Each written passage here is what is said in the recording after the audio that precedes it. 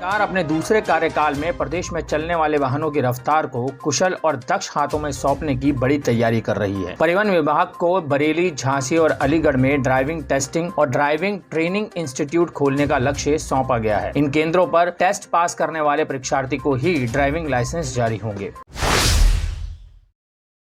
उत्तर प्रदेश के खीरी थाना क्षेत्र में गुरुवार की रात एक युवक ने पहले घर में अपने पिता की लाठियों से पिटाई की, फिर उसे खींचकर गांव के बाहर स्टेट हाईवे पर ले गया। हाईवे पर हंसिए से वार करके उसकी हत्या कर दी। ग्रामीणों ने हत्यारोपी बेटे की पिटाई की और उसे पुलिस के सुपुर्द कर दिया। घटना के पीछे पैसों का विवाद बताया जा रहा है।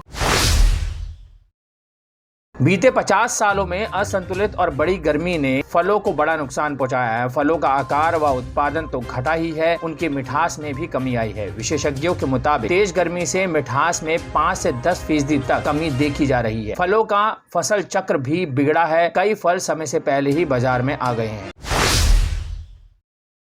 एक युवक को अपनी चचेरी मौसी से प्रेम हो गया। इसकी जानकारी हुई तो परिवार के लोग ऐतराज करने लगे। युवक के घर वालों ने विरोध किया तो गुरुवार को युवती उसके घर आ धमकी। लाख कोशिशों के बाद भी वह टस से मस नहीं हुई। युवक से निकाह पर अड़ी रही। आखिरकार पंचायत बैठी और पंचों ने निकाह के लिए दोनों परिवारों को राजी करा दिया। जल्दी ही उन दोनों का निकाह संपन्न होगा। एक इंजीनियरिंग कॉलेज के सहायक प्रोफेसर विपिन प्रकाश शुक्ला को उनके ही शिष्य मोहम्मद काशिफ ने 65 लाख की चपत लगाई है। विपिन ने सिविल लाइंस थाने में शिष्य पर केस दर्ज कराया है। शिवकुटी में विपिन प्रकाश शुक्ला ने पुलिस को बताया कि कोरोना काल में कॉलेज बंद होने पर उन्होंने सिविल लाइंस के चंदन विहार अपार्टमेंट में किराए पर कमरा लेकर कोचिंग सेंटर खोला था। शिष्य फफामऊ निवासी मोहम्मद काशिफ उनका पार्टनर बन गया। कुछ समय बाद काशिफ ने प्रॉपर्टी डीलिंग का काम शुरू किया। झांसा देकर उसने अपने गुरु को निवेश के लिए कहा। विपिन प्रकाश ने अपने और रिश्तेदारों के लगभग 65 लाख रुपए निवेश कराए। कुछ समय बाद पता चला कि शातिर ने दर्जनों लोगों से करोड़ों रुपए का निवेश करा लिया और रुपए लेकर परिवार के साथ भाग निकला। यूपी के आगरा जिले से हैरान कर देने वाली खबर सामने आई है। यहाँ शादी समारोह का आयोजन चल रहा था। इसी बीच अचानक से पुलिस पहुंच गई। पुलिस को देखकर बाराती से लेकर घराती तक सब हड़बड़ा गए। दोनों पुलिस से छिपते छिपाते देखे गए। पुलिस से बचने के लिए बाराती पहले खेतों में जाकर छिप गए, फिर यहाँ से भाग निकले। वहीं दूल्हा दुल्हन भी पुलिस को देखकर फरार हो गए। शादी समारोह के दौरान इतनी आपाधापी देखकर लोग समझ ही नहीं पा रहे थे कि आखिर मामला क्या है। कुछ देर बाद पुलिस कर्मियों ने स्थिति को साफ किया। एक युद्ध नशे के विरोध अभियान के तहत कोतवाली नगर पुलिस व एंटी ह्यूमन ट्रैफिकिंग यूनिट ने स्कूलों के इर्द गिर्द तंबाकू व गुटखा बिक्री पर प्रतिबंध के लिए शिकंजा कसना शुरू कर दिया। अब विद्यालयों से 100 गज के अंदर तंबाकू व गुटखा की बिक्री पर प्रतिबंध रहेगा। ह्यूमन ट्रैफिकिंग यूनिट के प्रभारी इंस्पेक्टर सुरेंद्र कुमार सोनकर के नेतृत्व में पुलिस टीम ने स्कूलों के आसपास दुकानों से गुटखा व तंबाकू की दुकानों को हटवाया। इसके अलावा कोतवाली नगर की महिला उप निरीक्षक साधना सिंह के नेतृत्व में एंटी रोमियो के तहत GGIC Guru Nanak girls inter college व अन्य स्कूलों के पास संदिग्धों से पूछताछ की गई और चेतावनी दी गई।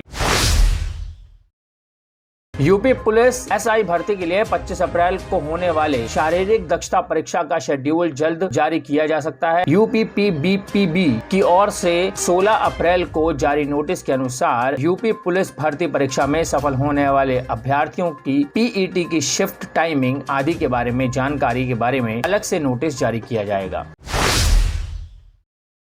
यूपी में अपराधियों पर पुलिस की लगातार कार्रवाई जारी है। कहीं बुलडोजर से अवैध कब्जे ढाए जा रहे हैं तो कहीं उनकी संपत्तियों को जब्त किया जा रहा है। आगरा में भी यूपी पुलिस एक सट्टेबाज के घर शुक्रवार को कार्रवाई करने पहुंची। पुलिस ने सट्टेबाज पर गैंगस्टर एक्ट की कार्रवाई की। इस पर थाने में 27 मुकदमे दर्ज हैं। पुलिस ने इसकी 4.5 करोड़ रुपए की संपत्ति भी जब्त कर ली।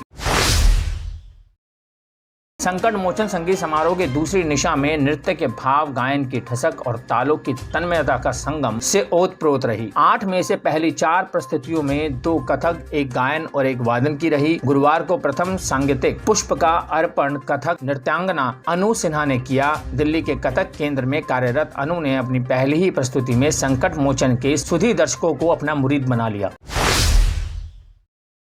यूपी बोर्ड के स्टूडेंट की कॉपी चेकिंग का काम शुरू होने वाला है। ऐसे में यूपी बोर्ड हाई स्कूल और इंटरमीडिएट के स्टूडेंट के लिए एक अच्छी खबर है। कॉपी चेकिंग से पहले कॉपियों के मूल्यांकन को लेकर गाइडलाइन जारी की गई है, जिसमें बताया गया है कि अच्छी हैंडराइटिंग पर परीक्षार्थियों को एक अतिरिक्त अंक मिलेगा। 23 अप्रैल से राज्य के सभी परीक्षा केंद्रों पर कॉपी चेकिंग का काम शुरू होगा।